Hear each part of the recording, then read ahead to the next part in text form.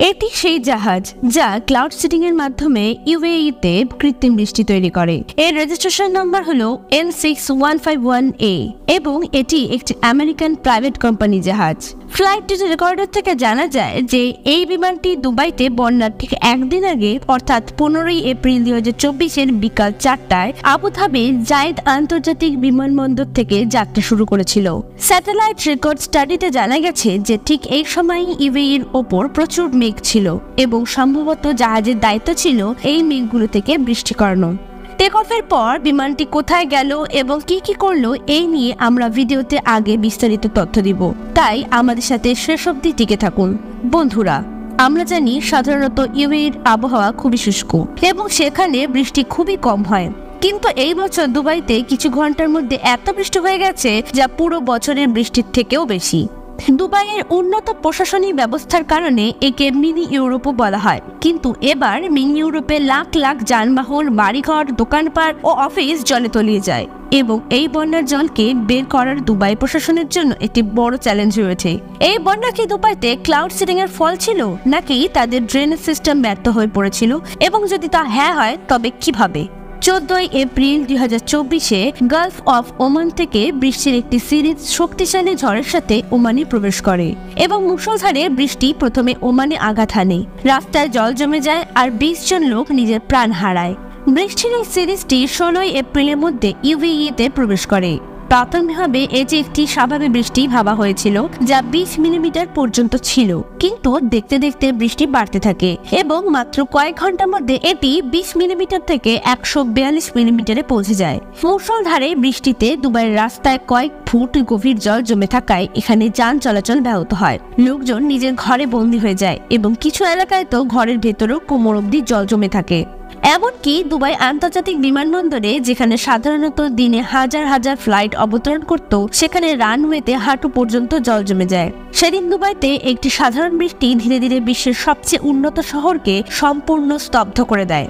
Metrology কর্তৃপক্ষরা জানিয়েছে যে 1949 সাল থেকে আবহাওয়ার ডেটা রেকর্ড করা শুরু হয়েছিল এবং এটি 1949 থেকে এখনো পর্যন্ত 75 বছরে ইউএইর সবচেয়ে সর্বোচ্চ বৃষ্টিপাত। কিন্তু প্রশ্নটি হলো, কি এমন ঘটলো যে পৃথিবীর সবচেয়ে শুষ্ক এলাকা এমন ভারী বৃষ্টিতে তলিয়ে গেল?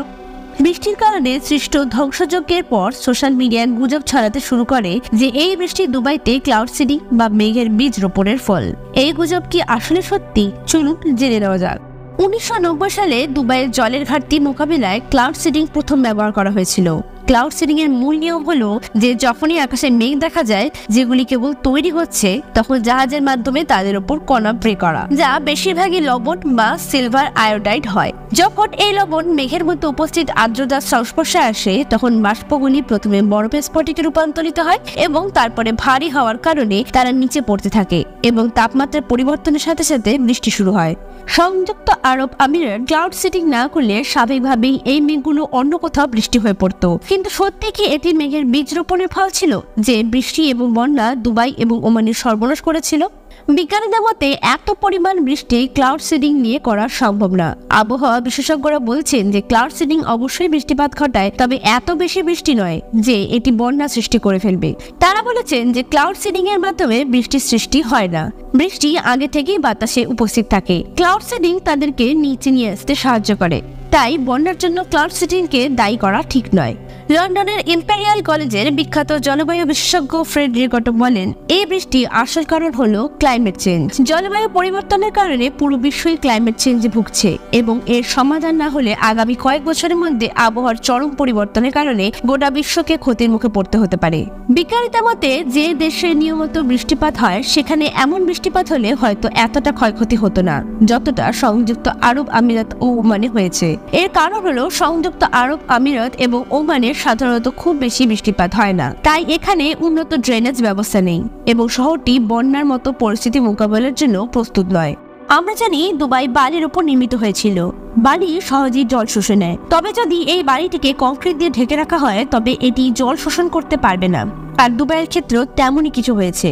রিয়েল এস্টেট ডেভেলপাররা দুবাইয়ের প্রাকৃতিক ভূখণ্ড পরিবর্তন করেছে এবং এখন দুবাইয়ের জমি খুব কম জল শোষণ করতে পারে। সে কারণে প্রতি কয়েক বছরে এখানে ড্রেনেজ ব্যবস্থা প্রসারিত করতে হয়। আরেকটি বিষয় হলো দুবাইয়ের জনসংখ্যা দিন দিন বাড়ছে এবং জনসংখ্যার সাথে সাথে বর্জ্যও বাড়ছে।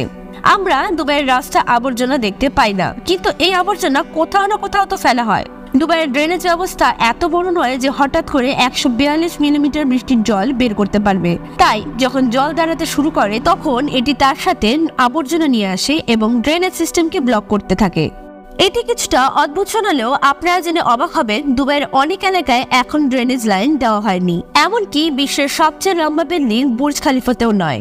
বুর্জ খালিফার সমস্ত বর্জ্য একটি সেপটিক ট্যাঙ্কে সংরক্ষণ করা হয় এবং প্রতিদিন ডাম্পারের সাহায্যে অন্য জায়গায় খালি করা হয়। সৌভাগ্যবশত 16 এপ্রিলের বৃষ্টির সময় দুবাইতে সম্পদ এবং প্রযুক্তির পাশাপাশি উন্নত প্রশাসনিক ব্যবস্থাপনা ছিল। তাই শীঘ্রই ট্যাঙ্কার এবং মেশিনের সাহায্যে বেশিরভাগ স্থান থেকে জল সরানো সম্ভব হয়েছিল। তবে এটি শেষ বৃষ্টি ছিল না। এমন বৃষ্টি আবারও হতে পারে, কারণ জলবায়ু পরিবর্তনে সবসময় এখন সাধারণ হয়ে গেছে। এ কারণেই দুবাইয়ের শাসক শেখ মোহাম্মদ বিন রশিদ আল মাকতুম দুবাইতে অতিরিক্ত সুয়েজ লাইনের জন্য 80 বিলিয়ন দিরহাম অনুমোদন করেছেন। এটি এতটা পরিমাণের টাকা যা দিয়ে 15টি বুর্জ খলিফা পুনর্নির্মাণ করা যেতে পারে। আশা করছি আজকের ভিডিওটি আপনাদের ভালো লেগেছে। যদি ভিডিওটি ভালো লেগে থাকে তাহলে একটি লাইক অবশ্যই করবেন এবং এরকম ভিডিও দেখতে হলে চ্যানেলটিকে সাবস্ক্রাইব করতেও ভুলবেন না।